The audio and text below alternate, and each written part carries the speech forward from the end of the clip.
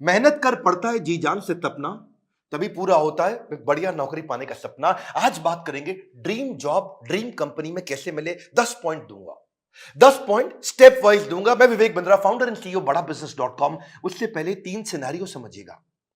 पहला सिनेरियो, जो काम करने में आपको बहुत मजा आता है और आपको अच्छे से करना भी आता है, लेकिन अगर उसके पैसे अच्छे नहीं मिले आपको तो आप जिंदगी भर गरीब रह जाएंगे। दूसरा सिनेरियो लेते हैं, जो काम करना आपको अच्छे से आता है, उसके पैसे भी मिलते हैं, लेकिन आपको प्यार नहीं है उस काम से, आपको मन नहीं करता वो काम करने को, तो आप जिंदगी भर बोर होंगे।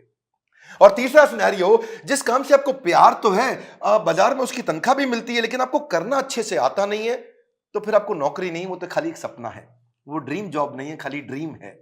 बात समझते हैं कि 10 पॉइंट क्या किया जाए, एक अच्छे से आपको जॉब कैसे मिले। पहले जिस कंपनी में आप जॉब चाहते हैं, पहला पॉइंट है उस कंपनी के बारे में रिसर्च करो। उस कंपनी का विजन, मिशन, उसकी लीडरशिप, उसके माइलस्टोन्स, उस कंपनी के बारे में पढ़ लिख लो वहां रिज्यूमे भेजते वक्त। नौकरी.com पे बहुत सारी अपॉर्चुनिटीज आपको मिलेंगी, लेकिन पहले कंपनी की वेबसाइट, इंटरव्यू में जाने से पहले उसके सोशल मीडिया, उसका एंगेजमेंट, mouthshut.com, glassdoor.com, उसका लिंक्डइन, उसके सारे गूगल पे सब चीजें, जितना ज्यादा आप इंटरेस्टेड होंगे उतना आपका कैंडिडेचर इंटरेस्टिंग हो जाएगा। जब आप इंटरव्यू में मिलते हैं ना लोगों से, if you are interested in the company, they will see you as interesting for the company. Company research के बाद दूसरा पॉइंट, जॉब डिस्क्रिप्शन को समझिए। जॉब डिस्क्रिप्शन की डिटेल मांगिए। आपका केआरए क्या होगा, केपीआई क्या होगा, आपसे क्या एक्सपेक्ट किया जा रहा है कंपनी में, यह मांग लो। अगर यह समझ में आ जाए कि कंपनी आपसे चाहती क्या है, करवाना क्या चाहती है, जॉब का डिस्क्रिप्शन, आपका केआरए की रिस्पॉन्सिबिलिटी एरिया, आपका केपीआई की परफॉर्मेंस इंडिकेटर, आपसे क्या एक्सपेक्ट किया जा रहा है इस रोल में, अगर वो मिल जाएगा तो पूरा ग्रिप आ जाएगा आपका इंटरव्यू में। तीसरा, अब जो इंटरव्यू लेने वाला है उसकी डिटेल निकाल लो। एचआर से जब आप बात करेंगे, पूछेगा आपका इंटरव्यू कौन लेंगे, उस इंटरव्यूअर का अगर आपको नाम मिल जाता है तो लिंक्डइन पे उसका प्रोफाइल खोल लीजिए। देखिए उसने क्या पोस्ट शेयर किया है, क्या आर्टिकल शेयर किया है, क्या उन्होंने कोई ब्लॉग शेयर किया है, उसके बारे में अगर आप तारीफ करेंगे या उसकी डिटेल उनको इंटरव्यू में बताएंगे, तो वो आपकी आई फॉर डिटेल को बहुत पसंद करेंगे। मेरे साथ भी होता है कई बार, जब कोई मुझको इंटरव्यू देने आता है, बोलता है सर मैं तो आपका बहुत बड़ा फैन हूं, मैं तो आपके सारे वीडियो देखता हूं, तो मैं पूछ लेता हूं टॉप 5 वीडियो कौन से देखे थे जो आपको बहुत पसंद आए और मैंने उसमें क्या बताया। पता चल जाता है कि आदमी झूठ बोल रहा है या सच बोल रहा है। अगर डिटेल में लिया अपने इंटरव्यूअर को पहचान, तो अपने इंटरव्यू को बना लो को सुपर आसान। इसको क्या कहते हैं, failing to plan means planning to fail. Plan करके जाइए, इंटरव्यूअर के बारे में पढ़ के जाइए। अब्राहम लिंकन भी बोला करते थे ना कि अगर मुझे पेड़ काटना हो, मेरे पास 8 घंटे हों, तो 6 घंटे तो मैं केवल धार लगाऊंगा, 2 घंटे में पेड़ काट दूंगा। 6 घंटे धार क्या लगाऊंगा, मतलब क्या, इतनी तैयारी कर लूंगा कि 2 घंटे में पेड़ अपने आप कट जाएगा। आसान है, लेकिन थोड़ा इसको समझ के जाओ। इंटरव्यूअर क्या क्वेश्चन पूछ सकता है आपसे, कि अपने बारे में बताओ, पूछेगा आपसे पॉपुलर क्वेश्चन क्या, आपको क्यों हायर करें, आपकी स्ट्रेंथ्स क्या है, आपकी लीडरशिप स्किल्स के बारे में बताइए, आपके पास एक्सपीरियंस नहीं है, आपको क्यों हायर करें। इस तरह अगर आप अपनी तैयारी करके जाएंगे, मजा आएगा। चौथा पॉइंट, एम्प्लॉयर सेंट्रिक रहिएगा। इस चौथे पॉइंट में ध्यान रखना, इंटरव्यूअर आपकी मानसिकता को जरूर चेक करता है। अपने आंसर्स को ऐसे कस्टमाइज करिए, आप आत्म प्रेरित, सेल्फ मोटिवेटेड दिखने चाहिए। एक एम्प्लॉय मानसिकता का होता है, एक इंट्राप्रेन्योर मानसिकता का होता है। हमारे एवरीथिंग अबाउट एंटरप्रेन्योरशिप कोर्स में हम इंट्राप्रेन्योर की बहुत बात करते हैं। एम्प्लॉय वो जो नौकरी करता है, इंट्राप्रेन्योर वो क्यों करता तो नौकरी है, पर उसका बिहेवियर ओनर जैसा होता है। वो प्रॉब्लम पे फोकस करेगा, एम्प्लॉय इंट्राप्रेन्योर एक्शंस पे फोकस करेगा। वो बोलेगा फैमिली इज माय फैमिली, ये कहता है कि नहीं नहीं, organisation is also my family. वो उसको परिवार की तरह देखता है। वो हार्ड वर्क करता है, ये स्मार्ट वर्क करता है। वो कंज्यूमर होता है, ये कंट्रीब्यूटर होता है। एंटरप्रेन्योर आते ही सोचता है मैं ऐसा क्या कर लूं कंपनी में। वो पुश स्टार्ट है, उसको धक्का मारोगे तो काम चालू करेगा। ये सेल्फ स्टार्ट है, अपने आप काम करता है। वो टाइम वेस्ट करता है, ये टास्क वेस्ट करता है। एम्प्लॉय क्या करता है, सुबह 9 से 5, 9 बजे आएगा, 5 बजे निकल जाएगा। ये क्या कहता है, जब तक काम खत्म नहीं होगा तब तक बैठूंगा। काम जल्दी खत्म करने की कोशिश करता है। ये समय के हिसाब से नहीं, काम के हिसाब से काम करता है। इसलिए employee gets paid for the time he spends, intrapreneur gets paid for the value he creates, है ना। तो ये इसको क्या चाहिए, sick leave, casual leave, earn leave, वो leave he doesn't want to leave. तो आपके जो आंसर है ना, वो उससे आपका नेचर, आपका बिहेवियर, आपका कल्चर पता लग जाएगा। ये ब्रेकडाउन में खत्म हो जाता है, ये ब्रेकडाउन में ब्रेक थ्रू क्रिएट कर देता है। ये बिहेवियर नेचर पता चल जाता है। पांचवा पॉइंट, अपना असेसमेंट भी करके जाइए, जो कि आपके इंटरव्यू में दिखाई पड़ेगा। सनातन गोस्वामी चैतन्य महाप्रभु से बोले कि आमी, क्या बात हुआ कि मैं हूं कौन, आप पहचानिए अपने आप को। कृष्ण ने भी गीता के अंदर बहुत बात किया, ये आपको पोजिशनिंग में हेल्प मिलेगा। आपको आप एक्शन मैन है, पीपल मैन है, आइडिया मैन है, प्रोसेस मैन है, आपकी मेजर स्ट्रेंथ्स क्या है, उसको स्किल के साथ मैच कर लीजिएगा। देखिएगा कि जो जॉब डिस्क्रिप्शन है ना, जो मैंने पीछे बताया था आपको, उसमें देखिए कि कंपनी का गोल क्या है, इस जॉब से कौन सा गोल अचीव करने वाले हैं, कंपनी में क्या प्रॉब्लम्स थी जो इस जॉब से वो सॉल्व कराने वाले हैं। और जब आप जाएंगे तो अपने हार्ड स्किल और सॉफ्ट स्किल को जरूर समझ के जाइएगा। ये छठा पॉइंट है।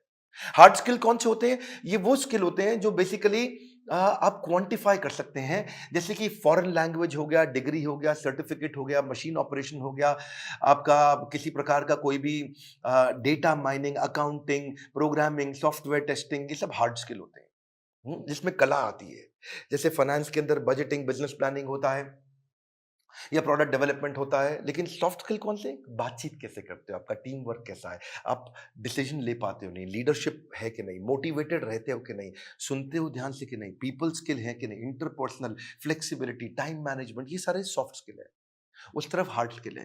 तो पहले से ही चेक करके जाइए, क्योंकि आपका see he who speaks without attentive ear is mute. क्या मतलब हुआ? जो बिना सुने बोलता रहता है, बोलता रहता है, जो बिना सुने बोलता रहता है, वो सबसे बड़ा गूंगा होता है।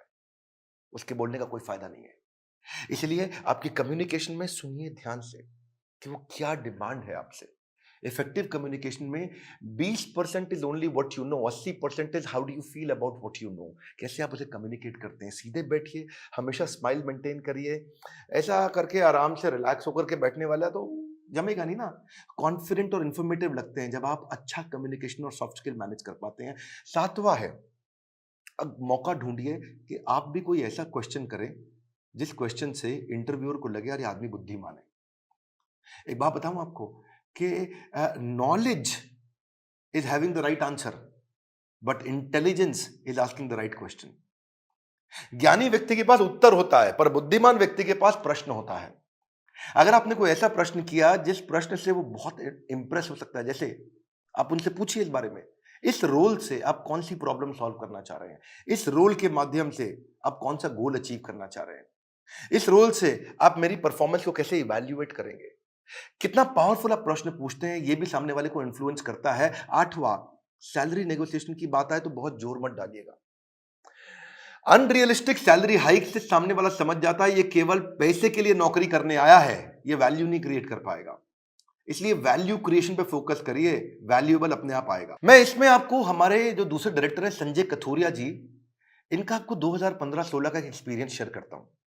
एक बार ये श्रीलंका में एक कंपनी के चेयरमैन के पास इंटरव्यू देने गए और कंपनी के चेयरमैन ने इन्हें एक ही बात पे इनकी मर्जी की सैलरी दे दी।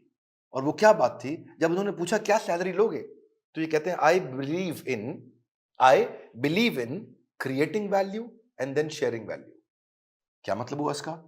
कि मैं पहले 100 दिन आपके लिए वैल्यू क्रिएट करूंगा, अगर वैल्यू क्रिएट हो गई बढ़िया, तो उसके बाद आप उस वैल्यू को शेयर कर देना मेरे साथ, तब आप तनख्वाह मेरे हिसाब से दे देना।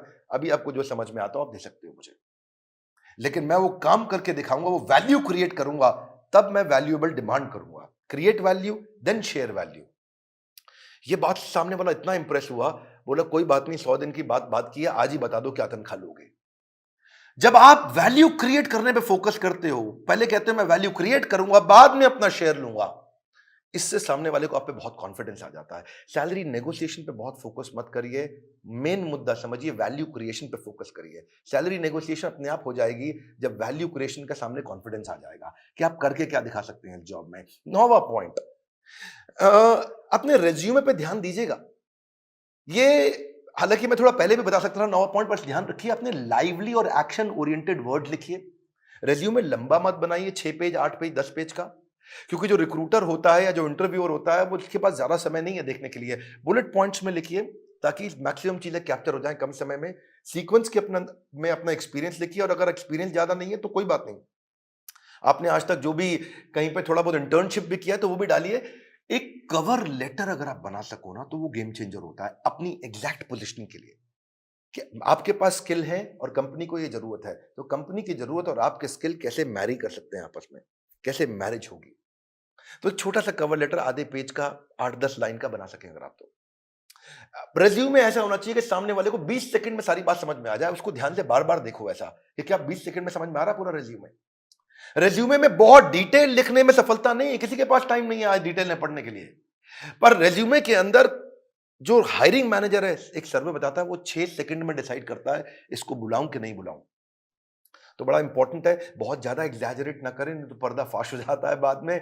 बोल्ड और क्लियर और इंपॉर्टेंट अचीवमेंट को साफ साफ तरीके से बता सकें। उसी के अंदर एक रेफरेंस लिस्ट भी डाल दें, जो आपकी integrity, work, decision making, punctuality, flexibility के बारे में कोई रेफरेंस पुरानी कंपनी के या कोई बड़े लोग ऐसे हैं जो आपके बारे में कहने को तैयार हो, तो नीचे लिख भी दीजिए कि ये आपको आपके बारे में ये रेफरेंस, मतलब किसी और व्यक्ति, कोई और व्यक्ति भी आपकी तारीफ करने को तैयार है तो उसका नाम, उसकी डेजिग्नेशन, उसका फोन नंबर लिख दीजिए। इससे भी कॉन्फिडेंस आता है। और फिर भी अगर इंटरव्यू में आप जा ही नहीं पा रहे, आपको इंटरव्यू मिल नहीं रहे हैं, तो हो सकता है कि आप अच्छी जॉब साइट्स पे नहीं हो। मार्केट में धक्के नहीं खाने पड़ेंगे अगर आप अच्छी जॉब साइट्स पे जाओगे। इसमें आपको फ्री ऑफ कॉस्ट बहुत सारी अपॉर्चुनिटी मिल जाती है, ऑटो नोटिफिकेशंस मिल जाते हैं, अपने आप नोटिफिकेशन आते रहते हैं, एम्प्लॉयर खुद ही आपके पास आ जाता है अगर आप अच्छी जॉब साइट्स पे जाते हो। इसमें प्रीमियम सर्विसेज भी होती हैं। बड़ी पॉपुलर जॉब साइट्स में shine.com, naukri.com, Times Ascent, Times job और मॉन्स्टर है।